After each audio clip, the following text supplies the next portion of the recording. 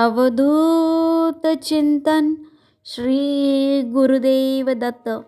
श्री स्वामी समर्थ. तुम्हा सगळ्यांचं ध्यास स्वामींचा ह्या आपल्या चॅनलवर मनापासून खूप खूप स्वागत आहे.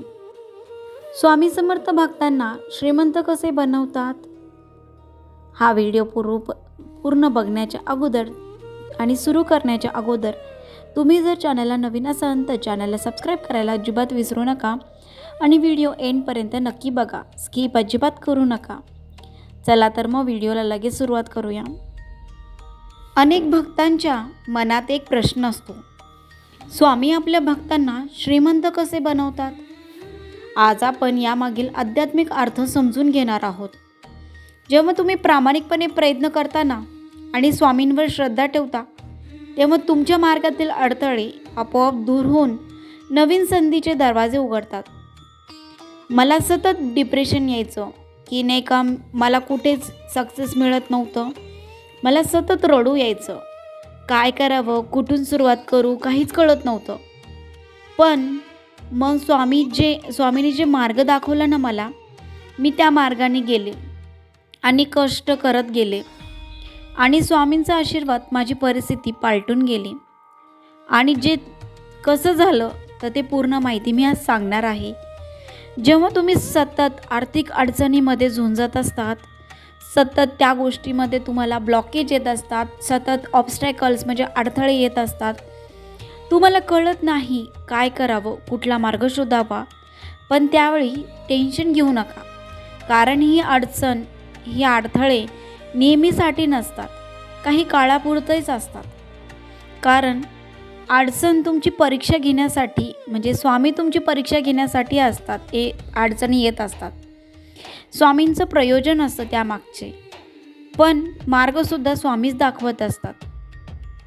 आणि तुम्हाला अडचण देऊन तुम्हाला स्ट्रॉंग बनवतात, इतकं हे करवतात आणि तुम्हाला श्रीमंत नक्की बनवतात. पण त्यापूर्वी तुम्हाला पहिले इतकं आर्थिक अडचणीत आणतात. पण ही स्थिती आहे जिथे तुम्हाला तुमचं मानसिक संतुलन बिघडू न देता जोमाने पुन्हा उभं राहण्याची तयारी तुम्हाला करायची असते. कारण की ह्या सिच्युएशनला, ह्या परिस्थितीमध्ये स्वामी तुमची परीक्षा घेत असतात, स्वामी तुमची परीक्षा बघत असतात. पण तुम्हाला स्वतःला सिद्ध करण्याची हीच वेळ असते.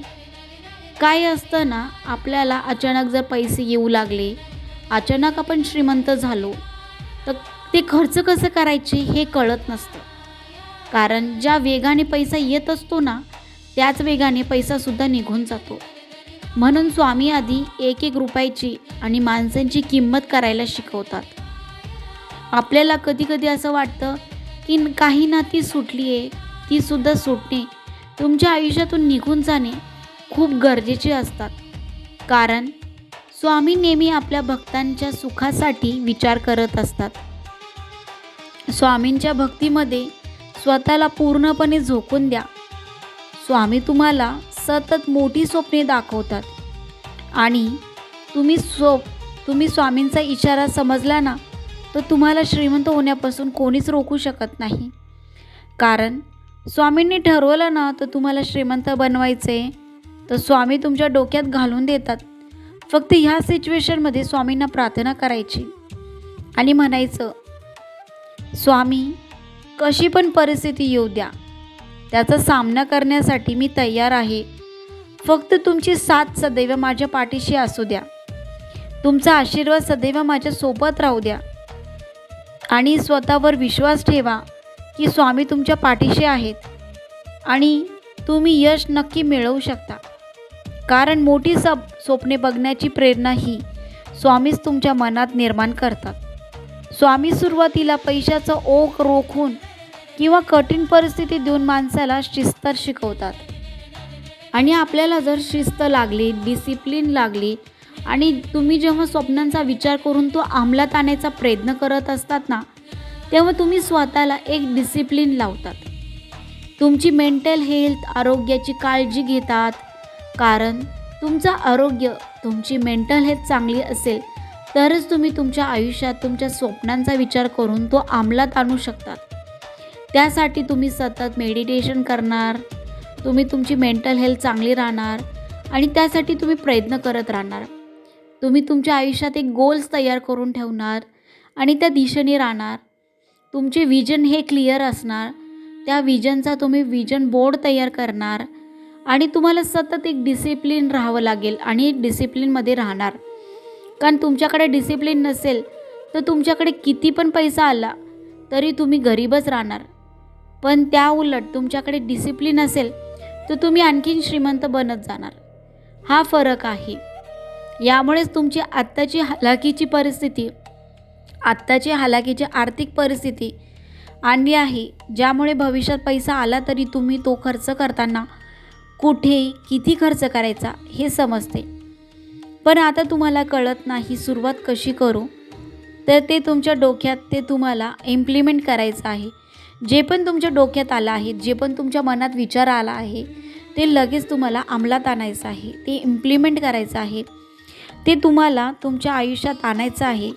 तुम्ही आता केवळ विचार न करता बस मेहनत 90% आणि 10% नियोजन या सूत्राचा वापर करा. बघा, हळूहळू तुमची परिस्थिती सुधारू लागेल.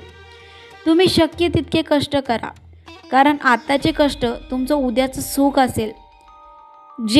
त्याच्यासोबत तुमचा स्वामींवर विश्वास ठेवा. बघा, येणारा काळ हा फक्त तुमचाच आणि तुमचाच असणार आहे.